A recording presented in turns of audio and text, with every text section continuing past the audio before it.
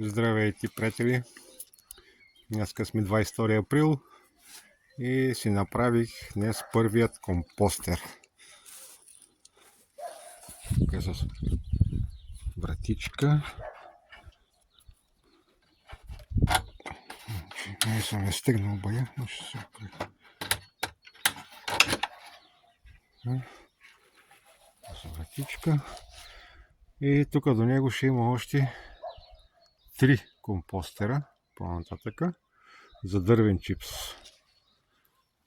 То сега ще фърляме отпадъци, трева от двора, листа, после като почнат да падат. И така. Вчера си насяхме тук 3 реда картофи и тук сладка царевица.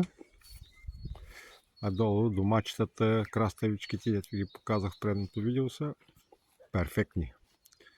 Няма нищо изсъхнало, всичко върви, се развива добре.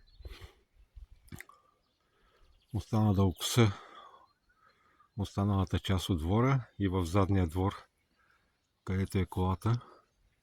И там трябва да коса. Идва. Ето този хамбар, дето каза, ще го развалям, обаче ще оставя там преградата, където е за компостера.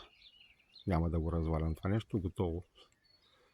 Ще го използвах като преграда за компостера. Това е за сега. Исках само да ви информирам как върви работата за една седмица в България вече. Какво сме направили. Там малко краставички, тук косим и така. Лек ден на всички!